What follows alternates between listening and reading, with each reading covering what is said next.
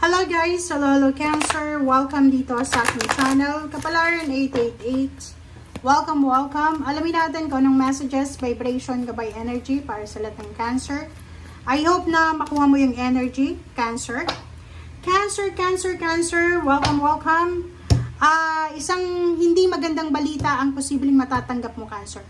This 14 card is 1 plus 4 is 5. Message of concern. Makinig ka ha. Posibleng makatanggap ka ng masamang balita. Posibleng makatanggap ka ng balita na pwedeng magdala sa'yo ng pag-aalala. Di ko alam kung ano, but sinasabi ng bara sa'yo, ihanda mo ang sarili mo para dyan sa masamang balita na matatanggap mo.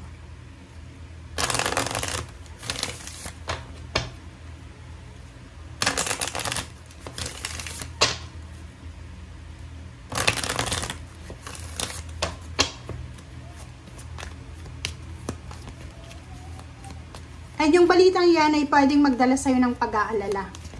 Concern. Okay.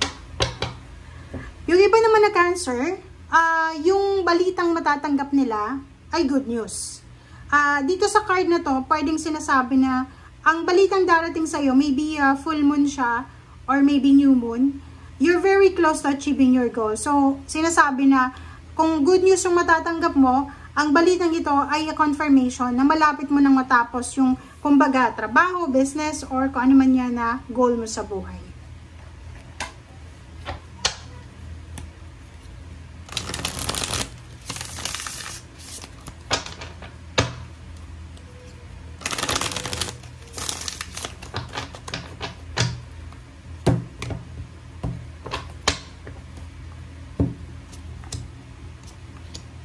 Okay, first two cards natin, King of Pentacles and Nine of Swords.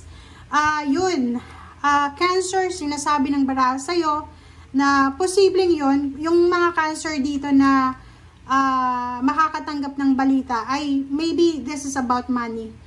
Maybe hindi ka makatulog dahil sa sobrang pag-iisip, sobrang pag-aalala sa pera. Maybe isang unexpected na, like for example, nawalan ka ng trabaho, or maybe unexpected na problema ang darating sa'yo. So, maybe yan yung rason kung bakit hindi ka makatulog. But yung iba naman, sinasabi ng barahan na pwedeng may ibang Cancer na yung good news na matatanggap nila is money. Pwedeng makatanggap sila ng lump sum of money, or pwedeng makatanggap sila ng promotion, salary increase, or maybe inheritance.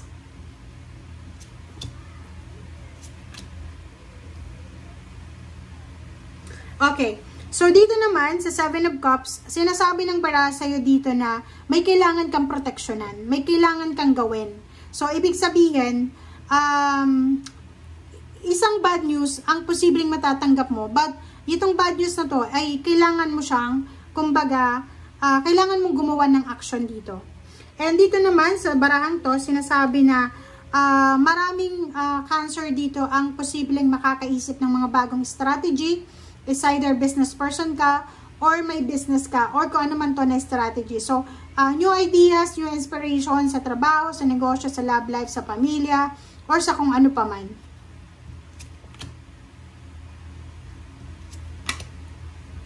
Dito naman sa 3 of Wands, sinasabi ng bara sa'yo na yung kumbaga bad news na matatanggap mo, siguro sa ngayon bad news siya, pero sinasabi ng 3 of Wands na huwag kang mag-alala, kasi lahat ng yan na pinagdadaanan mo, mayroon yan na sagot. 'Di ba? Everything happens for a reason. Hindi yan mangyayari just because nangyari. May rason kung bakit nangyayari yan. And dito naman sa 10 of Swords, sinasabi na may closure. Merong posibleng emotional problems ka na posibleng matapos na sa ngayon.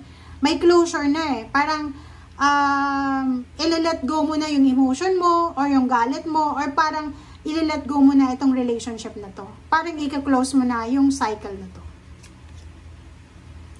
7 of Swords, mag-iingat ka. Mag-iingat ka, Cancer, sa mga Gemini, sa Virgo, sa Libra, sa Leo, sa Scorpio, sa Sagittarius, sa Aries.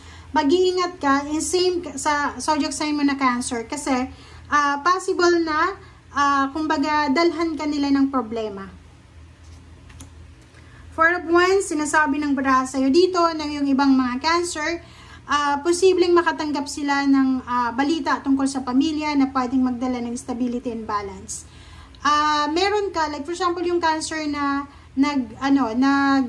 paplano siyang magpatayo ng bahay o nagpaplano siyang magpa-renovate ng bahay. Sinasabi ng barahan na pwedeng makatanggap ka na ng confirmation, maybe naglo-loan ka sa bangko or kung ano man tong pera na kailangan mo. Sinasabi na pwedeng may confirmation ka na. Four of Cups, sinasabi ng baraha sa'yo dito na may ibang Cancer na naghihintay ng kanilang karelasyon, naghihintay ng balita, naghihintay ng reply, naghihintay ng closure, or naghihintay ng recovery. Sa Queen of Pentacles, sinasabi ng baraha sa'yo na may incoming financial success, financial breakthrough, financial freedom, financial blessing ang mga Cancer. So, kung ikaw ay Cancer na sobrang masipag, sobrang matipid, sobrang masinop, talagang mangyayari to sa'yo.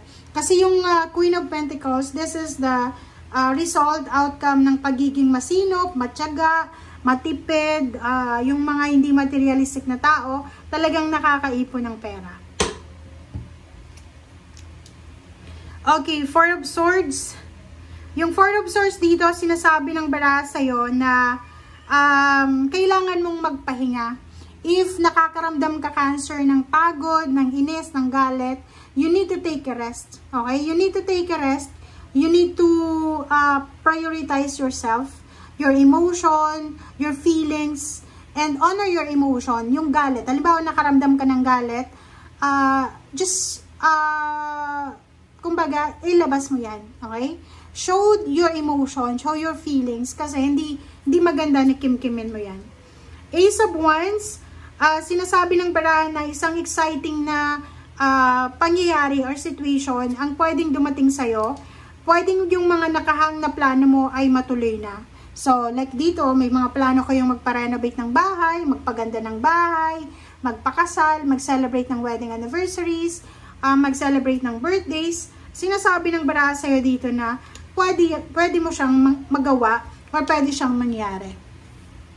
Page of Pentacles and then Eight of Swords. Sinasabi ng baraha sa'yo dito na siguro sa ngayon, financially, hindi ka masyadong masaya. But in the near future, sinasabi sa'yo dito ng baraha na may mga emotional and financial news ka na pwedeng siya yung katuparan, siya yung kumbaga fulfillment ng mga wishes and dreams mo. Okay? Sa ngayon siguro ang gagawin mo is puro lang sacrifices. So, puro lang pagtitipid, pagtsatsaga, pagtatrabaho. But in the long run, in the near future, end of the day, talagang makukuha mo kung ano yung deserve mo na blessings, emotionally and financially. Okay? Thank you guys for watching. Bye!